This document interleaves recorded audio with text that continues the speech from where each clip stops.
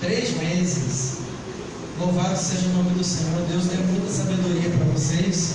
Eu quero aqui ler um verso da Bíblia para a gente meditar e depois fazer uma oração de dedicação e de entrega a Deus, tá bom? É um conselho que está no livro de Deuteronômio, no capítulo 6, no versículo 4. É um conselho que Deus dá para os pais como educar os filhos. E se vocês seguirem esse conselho à risca, eu tenho certeza que a Maria Alice vai ser uma bênção na sociedade, na igreja, aonde ela passar, ela vai ser muito abençoada. Portanto, o que está sendo falado aqui que eu vou ler é bem difícil de fazer, mas com a presença do Senhor a gente consegue dar uma educação grandiosa, maravilhosa aos nossos filhos. Ele diz aqui no versículo 6: estas palavras que hoje te ordeno estarão no teu coração, dos pais, da mãe e do marido. E olha só a missão de Deus, no versículo 7: e tu as inculcarás a teus filhos, e delas falarás assentado em tua casa e andando pelo caminho, e ao deitar-te e levantar-te. Então ele está dizendo, e vocês, pais, vão ensinar essa palavra. Você deixou o celular no bolso? Em todos os momentos. Andar no caminho, quer dizer, não você mostrando o caminho, mas no caminho com ele. Essa é a melhor educação que a gente pode dar. Não falando o que ele deve fazer, mas fazendo juntamente com ele. Tipo, você não quer que seu filho, que a Maria se fuma. Aí você tem que fazer o quê? Não fumar. Esse é um exemplo que eu estou dando, entendeu? Então é no caminho. Mas qual são estas palavras que ele falou? Eu vou ler para você aqui que está no versículo 5. Amarás o Senhor teu Deus de todo o teu coração, de toda a tua alma e de toda a tua força. Isso que Deus quer que a gente ensine aos nossos filhos. Com todo o coração é a palavra levadeira, a palavra ler, que quer dizer sentimento e razões.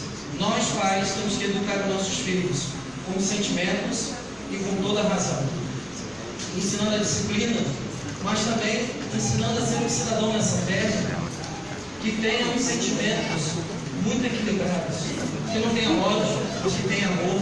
Aí a segunda instrução aqui é com toda a tua alma. É a palavra levadeira, quer dizer, nafsheh, que quer dizer corpo. Ele está dizendo que vocês têm que ensinar a Maria Alice a honrar a Deus com o corpo. Porque o corpo é o templo do Espírito Santo. E Deus ele quer habitar nesse corpinho aí, porque Deus tem um lugar muito melhor que é o coração dela para viver. Amém. E o terceiro é: amarás o Senhor teu Deus com a tua força, com os teus bens, não ensinando a um cidadão a ser egoísta, tendo dinheiro só para a gente, mas dividido com o próximo, ajudando aqueles que estão passando por necessidade. Esse é o conselho de Deus para os pais ensinar os filhos. Se vocês seguirem esse conselho, eu tenho certeza que essa menina vai ser uma bênção aonde ela for, tá bom? Eu quero aqui, nesse momento, cadê Fátima? Pega para mim aí o certificado. E esse aqui é o certificado que eu vou entregar na mão do pai. Segura aqui, papai. Que é o certificado que vocês guardarem com muito carinho. A gente vai fazer a marquinha no pé? Não, não tem a marquinha no pé. Então, a gente tem aqui uma cadernetinha que é a vida da Maria Alice com Jesus. E aqui tem todas as fases da vida dela, juntamente com a igreja. Então você vai botar as fotos, eu sei que você já deve ter tirado muita foto dessa figurinha aí. E as classezinhas que ela pode participar na igreja, você ajudando. Porque 40% da vida dela vai passar em casa, 33% ela vai passar dormindo, 1% ela vai passar na igreja. Mas a igreja é muito importante, tá bom? Esse aqui eu vou te dar e eu vou segurar ela nos meus braços para fazer uma oração de joelhos.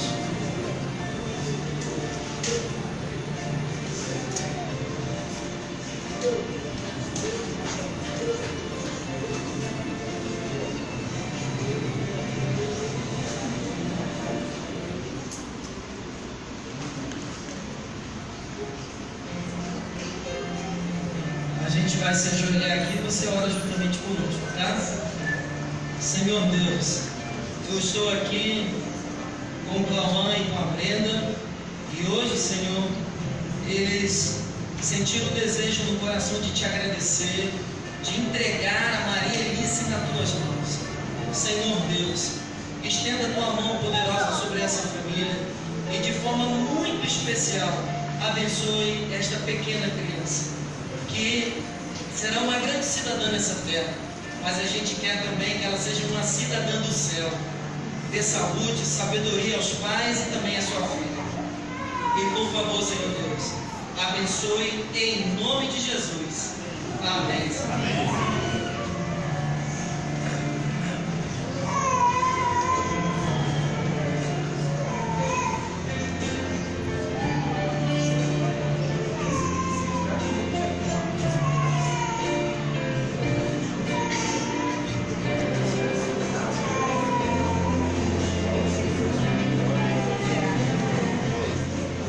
Eu falei que eu ia fazer 2 momentos aqui. Um foi essa apresentação. Bonito, né?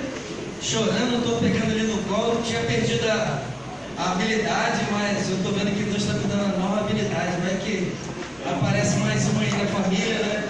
Oh, Jesus. Eu quero apresentar aqui, eu sei que o Anderson já falou. Chega aqui, pastor Rodas. A vida pastoral, ela tem algumas fases. Primeira fase da vida pastoral é a fase do pastor estudante. Ele vai ficar 4 anos, vai largar tudo. Muitas pessoas da família não conseguem entender por que fazem isso, mas é um chamado do Senhor. Ele esquece o que ele aprendeu lá na profissão e ele vai dedicar a vida ao Senhor. Eu passei por essa fase e Deus está sendo com o pastor Robinson, e hoje ele está aqui nessa primeira fase, que é a vida de 4 anos. Ele já está quase no finalzinho. Depois é a segunda fase, que é o pastor aspirante. Ele vai ficar mais 4 anos se dedicando ao ministério. E daqui a um tempo ele vai estar por aqui, em nome de Jesus. Quem sabe ele vai ser o pastor aqui no meu lugar. Depois ele é o pastor ordenado, que ele vai ficar 31 anos se dedicando. Já passaram alguns anos, né? Depois é o pastor jubilado, que vai passar o resto da vida trabalhando com o Senhor Jesus. O Robinson separou a vida dele para servir o Senhor. E hoje eu estou aqui apresentando ele diante da igreja. Ele vai ficar essa semana conosco. Então receba ele com muito carinho. Melhor do que eu sei que vocês me amam muito. A gente tem uma relação muito legal. Mas receba ele melhor do que eu, porque ele só está passando aqui. E a gente tem que mostrar para ele muito carinho, muito amor. E eu tenho certeza que a gente vai aprender muito com esse homem de Deus. Tá bom? Eu quero fazer uma oração contigo. Vamos ficar de joelhos? Vamos nos ajoelhar?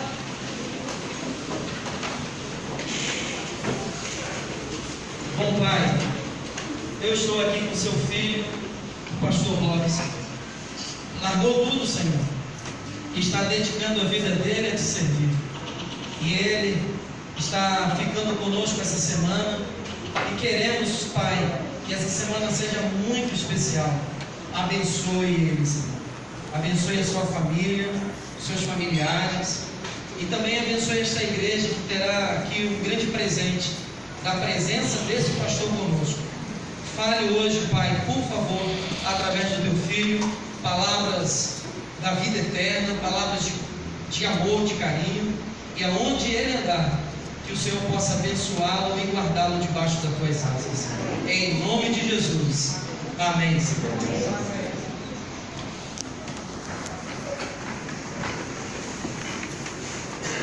Que sábado especial, né? Louvado seja Deus. Quero chamar o César aqui, pastor, mais 3 minutinhos, e aí, vem cá, César. Isso é bênção de Deus, né? É realmente um homem de Deus. Tem sido assim, tem sido uma luta a vida dele, e ele, no meio a tudo isso, ele disse: não, eu quero continuar sendo fiel ao Senhor. Né? Várias propostas de emprego e que ele tem recusado por conta do sábado, e assim, orem por ele.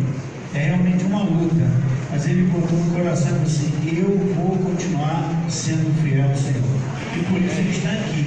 Eu quero te fazer 3 perguntas muito importantes que você vai responder, né, de acordo com o seu coração.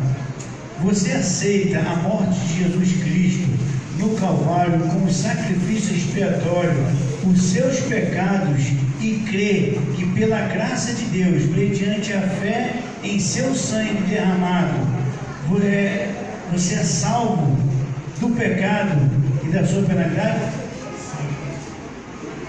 Amém? Um homem grande desse fala, sim. Porque a gente quer sair um sim. Amém, mas é um sim do Senhor, né? É que ele é um doce, cara. Você conversa com ele, você vê aquele cara grandão assim, né? Sério? É isso aqui, ó. Sim. Amém, irmão, amém. Vamos lá.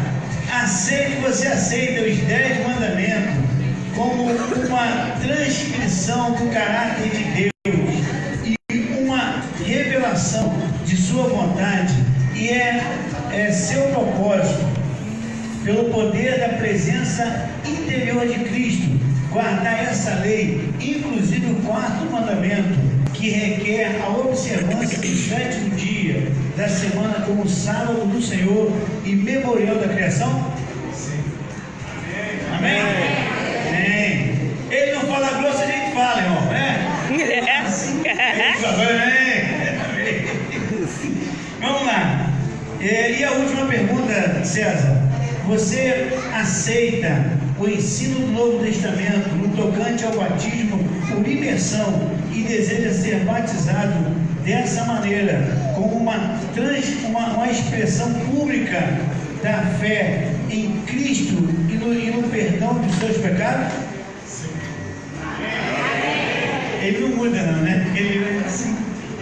É convicção, irmão. Louvado seja Deus, mais uma vez, muita oração, muito poder. Feche os teus olhos aí. Senhor, obrigado porque o Senhor nos deu esse sábado abençoado aqui na tua casa hoje. Porque o Senhor nos trouxe aqui através da pessoa do teu Santo Espírito. E agora, com esse testemunho público do César aqui, confirmando a sua fé, Senhor, que o Senhor continue com ele, no seu caminho, na sua vida, nas suas dificuldades, nas suas alegrias, para honrar e glorificar o teu santo nome. Aceita, Senhor, nós pedimos em nome de Jesus. Amém. Quantos aqui aceitam o César como seu irmão em Cristo? Levanta a tua mão aí. Rapaz, você está cheio de... A família cresceu, hein? Em nome de Jesus, amém. Louvado seja Deus. Obrigado, César. Pastor, por favor.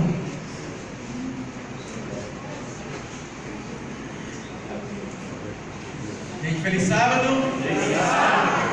Eu tinha falado, mas tem que falar bem gritando para o pessoal acordar, né? Parabéns, vocês foram receptivos aí.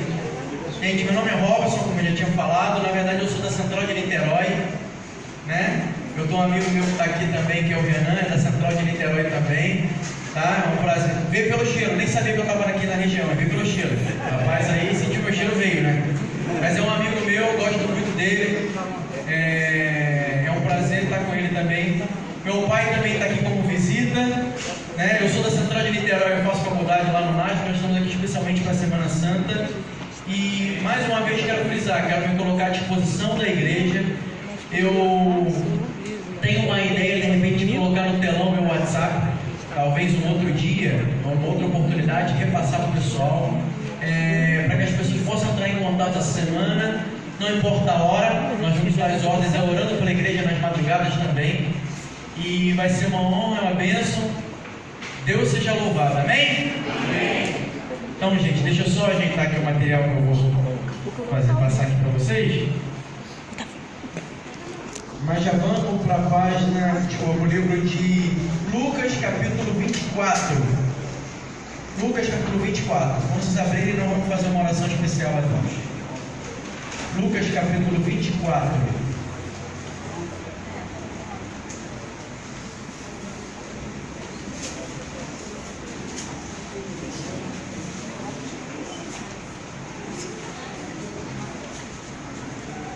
Amém? Antes eu quero fazer uma ressalva para vocês. Quem foi que pegou esse papel, parecido com esse papel que está aqui na minha mão? Alguém pegou? Quem foi? Pode levantar para mim quem pegou? Levantar e dar uma balançadinha quem pegou esse papel? 1, 2. Tem mais alguém? 3, a irmã ali, 4. Tá ok. Todos estão preenchidos, gente? Todos estão preenchidos? Se não tiver preenchido, peço para que vocês preencham durante a pregação aqui, tá ok? E eu quero falar uma outra coisa para vocês. A gente vai fazer uma breve leitura da Bíblia aqui, devido ao tempo, mas vamos meditar na palavra de Deus e vamos fazer uma oração agora. Querido Pai que está nos céus, todo-poderoso Senhor da nossa vida, nós queremos agradecer por estar na tua casa de oração mais uma vez, Senhor, pela tua misericórdia, pela tua liberdade que o Senhor tem e nos dá para que a gente possa estar numa igreja adorando a Deus. Nós sabemos que em vários países do mundo cristãos são perseguidos, cristãos não têm a liberdade para adorarem a Ti, Senhor, mas nós queremos agradecer por essa liberdade, por essa alegria que estamos vivendo aqui neste dia, Senhor. Muito obrigado, Deus querido. O Senhor possa fazer com que a gente possa se debruçar na Tua palavra e aprender cada vez mais de Ti, Senhor. Nós te agradecemos por tudo, em nome do Todo-Poderoso Senhor Jesus Cristo. Amém. Bem, Lucas capítulo 24, vamos iniciar pelo versículo 13, bem breve. Naquele mesmo dia, 2 deles estavam de caminho para uma aldeia chamada Emaús, diante de Jerusalém, 60 estádios.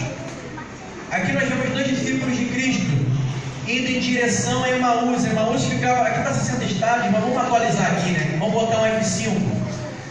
Ele estava a 12 quilômetros aproximadamente a noroeste ou norte de Jerusalém. Era uma província, uma aldeia mesmo, bem pequena, e tinham 2 discípulos indo nesse caminho. Quando, após a morte de Cristo, no domingo ainda, nós sabemos pela Bíblia que Jesus Cristo ele foi à cruz do Calvário numa sexta-feira. Esse dia era o domingo, eram poucos dias ainda. Porém, para o povo, discípulo de Cristo, naquela ocasião era um momento de muita dificuldade. Nós vamos falar sobre isso lá na frente. Então eles estão indo para uma cidade, eles estão saindo de Jerusalém porque era Páscoa, eles estavam comemorando a Páscoa na cidade de Jerusalém, onde ficava o templo, que é a coisa mais importante para o judeu, principalmente naquela época, tá? E eles estavam voltando de Jerusalém em direção a Emaús. E vamos continuar lendo o versículo 14. E iam conversando a respeito de todas as coisas sucedidas. Aconteceu que, enquanto conversavam e discutiam, o próprio Jesus se aproximou e ia com eles. Lembrando nesse contexto aqui, para quem não conhece, Jesus Cristo já tinha morrido de cruz na sexta-feira, e agora Jesus Cristo já estava ressurreto, vivo, em carne, e estava do lado deles caminhando, indo em direção a Emaús também do lado deles. E Jesus se aproximou e ia com eles. 16. E os seus olhos, porém, estavam como que impedidos de o reconhecer, os olhos dos 2 discípulos. Então Jesus lhes perguntou: que é isso que vos preocupa e de que ides tratando à medida que caminhais? E eles pararam entristecidos. Um porém chamado Cleopas respondeu, dizendo: és o único, porventura, que tendo estado em Jerusalém e que ignora as ocorrências desses últimos dias? Eles estavam falando assim: você não sabe de nada? Não é possível que você não está sabendo de nada. E aí ele vai continuar descrevendo aqui. E aí Jesus pergunta para ele: quais? E explicaram o que aconteceu a Jesus o Nazareno, que era varão, profeta, poderoso em obras e palavras, diante de Deus e de todo o povo. E como os principais sacerdotes e nossas autoridades o entregaram para ser condenado à morte e crucificaram. Ora, nós esperávamos que fosse ele quem havia de redimir a Israel. Mas, depois disso tudo, e já é 3º dia desde que essas coisas sucederam. Versículo 22. É verdade também que algumas mulheres das que conosco estavam nos surpreenderam, tendo vindo de madrugada ao túmulo, e não achando o corpo de Jesus, voltaram dizendo terem tido uma visão de anjos, os quais afirmam que ele vive. Mostra aqui que eles estão em dúvida, né? De fato, alguns de nossos foram ao sepulcro e verificaram a exatidão do que disseram as mulheres, mas não o viram.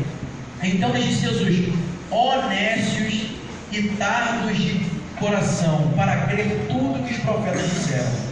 Porventura não convia que o Cristo padecesse e entrasse na sua glória?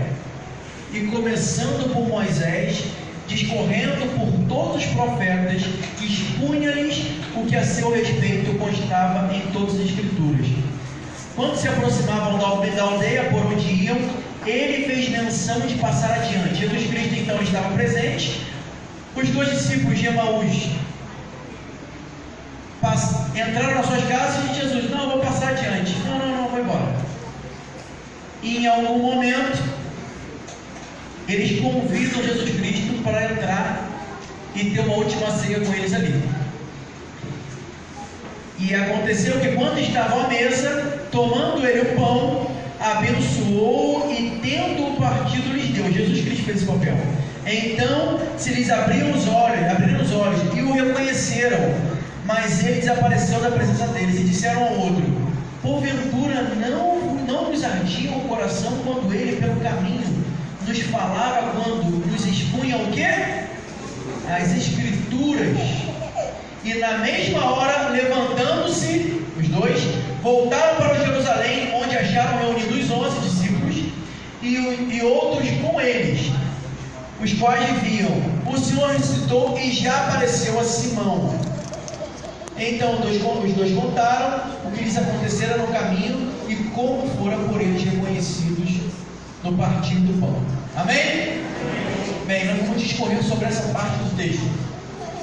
Esse relato bíblico, ele tem inúmeros aprendizados para nós que somos cristãos e também aquilo que nós fazemos no nosso dia a dia. Inúmeros, para quem é cristão e para quem não é, mas inúmeros aprendizados.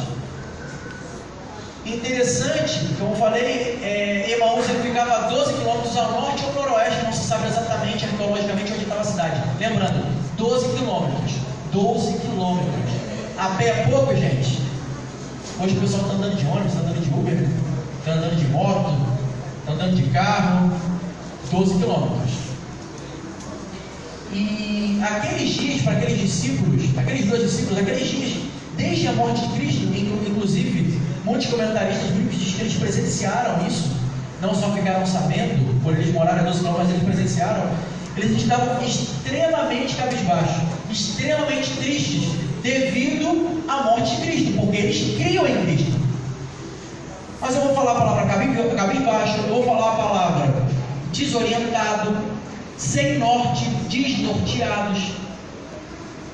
Eles estavam tristes, desolados. Mas por quê? Como assim? Eles não compreendiam por que realmente daquilo ter acontecido. Porque o Todo-Poderoso, o Senhor dos Senhores, como eles criam, Cristo, o Filho de Deus, o profeta, o Todo-Poderoso, por que que ele tinha morrido? Porque na cabeça do judeu daquela época, o Salvador, o Messias, ele tinha que vir para poder reinar como Todo-Poderoso na nação de Israel.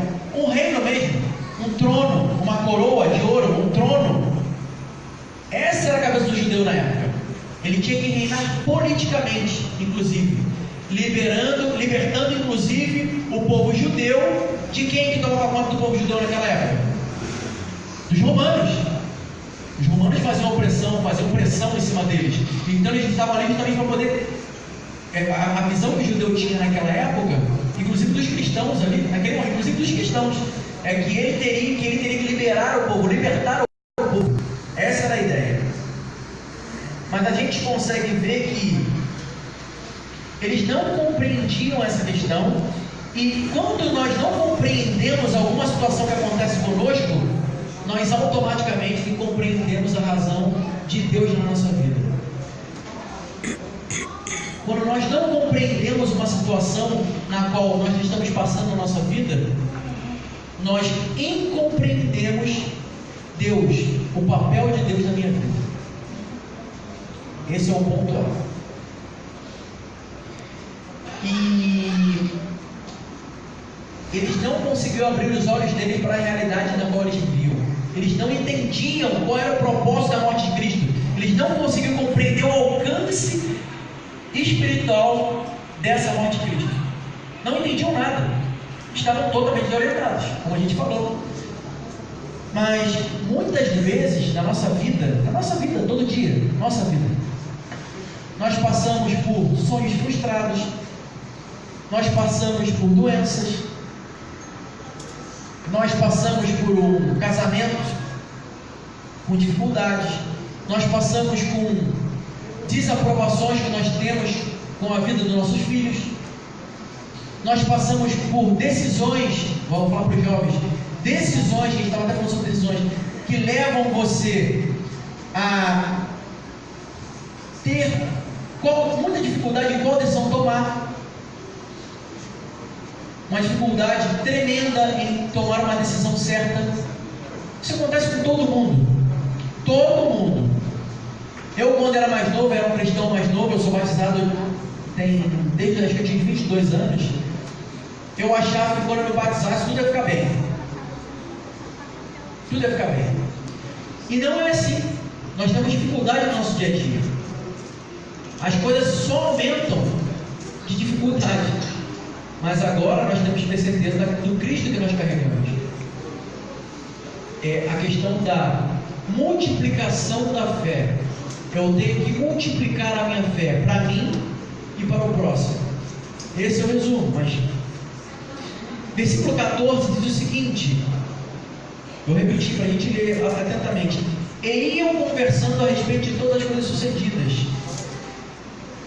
No percurso, na verdade eles falavam sobre os acontecimentos, mas eles não relacionavam, como eles não entendiam, eles não relacionavam a morte de Cristo ao cumprimento das profecias. Eles conversavam, eles estavam conversando entre eles, só eles dois por enquanto, mas eles não relacionavam a morte de Cristo a uma profecia de um mundo vindouro maravilhoso. Eles tinham planos de uma vida próspera terrena, uma vida de sucesso terreno, uma vida de vitória terrena, mundana, nesta terra, nesta vida. E por isso eles entendiam, não entendiam de profecia. Lembrando que isso acaba mostrando a nossa falta de fé. E não só a falta de fé, mas a falta de entendimento da palavra, entendimento da Bíblia. Ah, mas era difícil para eles entenderem. Jesus ensinou isso o tempo todo. Jesus estava ali presencialmente ensinando para eles o tempo inteiro. E muitos ali não compreendiam. A grande verdade é que hoje em dia, essa questão de não compreensão, hoje em dia, inclusive o mundo evangélico, inclusive os adventistas do sétimo dia, hoje em dia, a gente quer provar a Bíblia através da ciência. Nós queremos provar a Bíblia através da ciência. Nós debatemos com pessoas às vezes que não creem, não acreditam, ou não têm a fé, mesma fé que nós, mas nós queremos debater com eles através da ciência que a Bíblia está certa. Eu vou falar um negócio para vocês aqui. A Bíblia se prova por si só. Eu não preciso pegar a ciência para comprovar aquilo que Deus falou. Certo? Toda a história da Bíblia, desde a sua capa inicial até a sua capa final, ela por si só é provada. Ela não tem contradições. E foram cerca de 40 pessoas que viveram em tempos extremamente diferentes que escreveram a Bíblia. Ela não tem contradições. Ela mostra uma luz de um ser supremo, o Todo-Poderoso, que veio à Terra e morreu para nos salvar do nosso pecado. E esse ser foi extremamente perfeito, sem nenhum erro bíblico.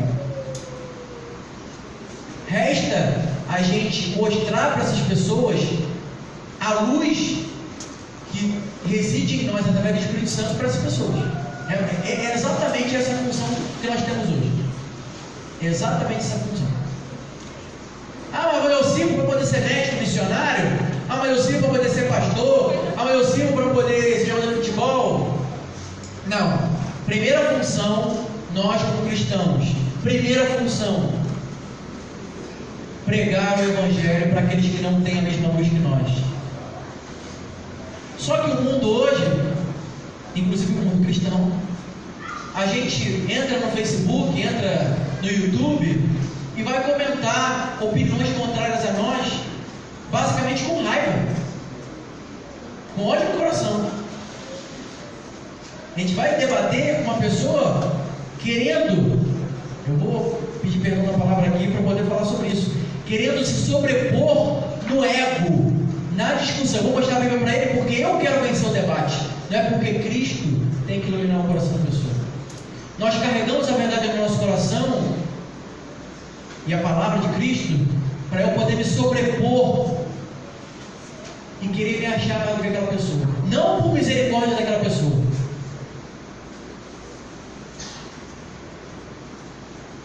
Nós temos que ser transformados. Nós temos que entender que o propósito de Deus não é aquilo que eu quero para mim mesmo.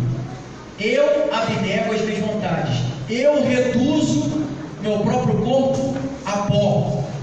Eu vivo para Cristo, o Todo-Poderoso, o Senhor dos Senhores. Aquele que sim, se não tivesse sido entregue na cruz do Calvário, eu não estaria existindo aqui hoje. Eu já estaria derrotado. Vocês não estariam aqui, não teriam esperança de vida. Tenhamos paciência com aqueles que não conhecem a Cristo. Que nós possamos ser a luz, nós podemos ser a luz. Nós podemos ser a luz, porque já aceitamos Cristo no nosso coração. Amém? Versículo 15. Vamos lá novamente. Aconteceu que enquanto conversavam e discutiam, o próprio Jesus se aproximou e ia com eles. Quem que ia com eles? Quer dizer que foi os discípulos que se aproximaram de Jesus? Jesus se aproximou deles. O próprio Jesus Cristo se aproxima do ser humano pecador. O próprio Jesus Cristo. Eu não posso fazer nada, absolutamente nada, para sozinho alcançar o trono da graça. Eu sozinho não consigo, não tenho força, não tenho sabedoria. Eu sozinho não consigo me chegar a Deus. Deus vem até mim. Jesus Cristo vem até mim e a vocês, compartilhando misericórdia, compartilhando paz, compartilhando o Espírito Santo conosco. Jesus é o caminho, porém Ele abre o caminho. Questões de escolhas, como a gente viu na escola sabatina, decisões, escolhas. Eu escolho estar com Cristo. Cristo me dá o livre-arbítrio para que eu possa escolhê-lo. Ele não força, eu não sou robô. Deus mostra o caminho, porém Ele vem até o caminho para me receber.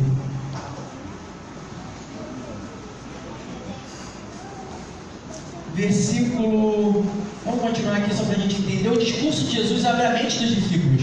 A partir do momento que Jesus ele começa a falar para os dois discípulos no caminho, lembrando que já estava no fim de tarde, já estava escuro, então eles não conseguiam ver a face de Cristo, mas eles começaram a entender que, nossa, essa pessoa que está do meu lado aqui fala como Jesus.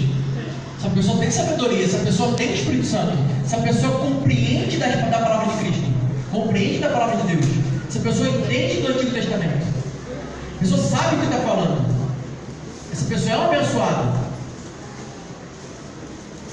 essa pessoa sabe da Bíblia, sabe das Escrituras, tem autoridade no que fala.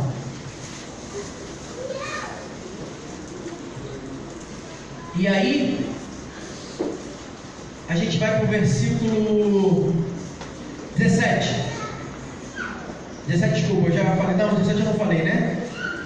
Então lhes perguntou Jesus: que é isso que vos preocupa? E de que ides tratando à medida de caminhais? E eles pararam entristecidos. Jesus Cristo ele pergunta, já sabendo o que estava acontecendo com eles. Pergunta. O que quer dizer Jesus perguntar aquilo que ele já sabia? Primeiro, Jesus já sabia o que realmente acontecia na mente deles, já sabia da tristeza, já sabia do porquê deles estarem daquele tipo, entristecidos. Ele, Jesus, sabe de todas as coisas, o Supremo Criador, o Onisciente, sabia de tudo. Porém, o que Jesus quer com isso? Quer nos ensinar com isso? Jesus quer relacionamento.